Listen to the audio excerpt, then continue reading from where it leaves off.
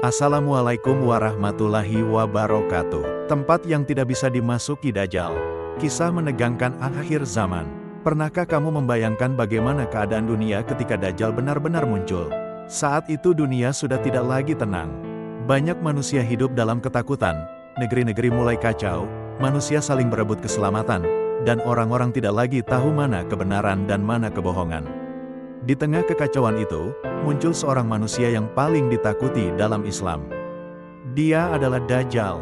Rasulullah bahkan pernah mengatakan bahwa sejak zaman Nabi Adam, tidak ada fitnah yang lebih besar daripada fitnah Dajjal. Karena Dajjal bukan hanya datang membawa kekuatan, tetapi juga tipu daya yang mampu membuat manusia kehilangan imannya. Konon, ketika Dajjal muncul nanti, ia akan berkeliling dunia dengan sangat cepat. Kota demi kota akan ia datangi. Banyak manusia langsung percaya kepadanya karena Dajjal mampu menunjukkan hal-hal yang luar biasa. Ada orang miskin yang tiba-tiba dibuat kaya. Ada negeri yang tadinya kering lalu turun hujan setelah mengikuti Dajjal. Bahkan banyak manusia mulai menganggap Dajjal sebagai penyelamat. Dan disitulah bahaya sebenarnya dimulai. Karena manusia saat itu bukan mengikuti kebenaran, tetapi mengikuti siapa yang memberi mereka dunia. Lalu perjalanan Dajjal terus berlanjut. Satu demi satu negeri berhasil ia masuki.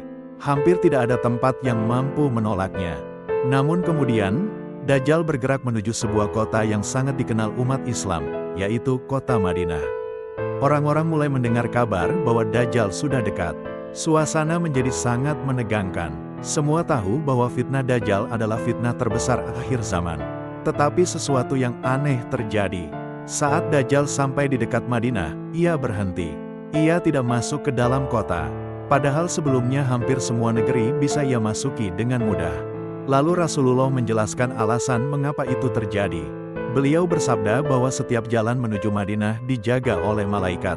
Karena itulah Dajjal tidak mampu memasuki kota tersebut.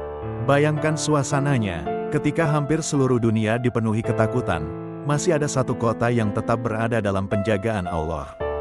Namun kejadian di Madinah belum selesai. Tidak lama setelah Dajjal berada di luar kota, Madinah tiba-tiba berguncang hebat. Bukan sekali, tetapi 3 kali guncangan besar. Orang-orang mulai panik, suasana menjadi kacau. Dan di saat itulah, sesuatu yang mengejutkan terjadi. Satu persatu orang munafik mulai keluar dari Madinah. Mereka yang sebelumnya mengaku beriman, ternyata justru mendatangi Dajjal. Sedangkan orang-orang yang benar-benar beriman tetap bertahan di dalam kota. Seolah-olah Madinah sedang memisahkan mana orang yang benar-benar beriman dan mana yang hanya berpura-pura beriman. Dan yang membuat kisah ini semakin menyeramkan adalah, Rasulullah sudah memperingatkan semua ini lebih dari 1400 tahun yang lalu. Beliau bahkan sering berdoa agar dilindungi dari fitnah Dajjal. Karena fitnah Dajjal bukan sekadar tentang ketakutan, tetapi tentang iman manusia. Banyak orang nantinya tahu bahwa Dajjal itu jahat. Tetapi mereka tetap mengikutinya. Kenapa? Karena tergoda dunia. Ada yang takut miskin, ada yang takut kelaparan, ada juga yang takut kehilangan nyawa.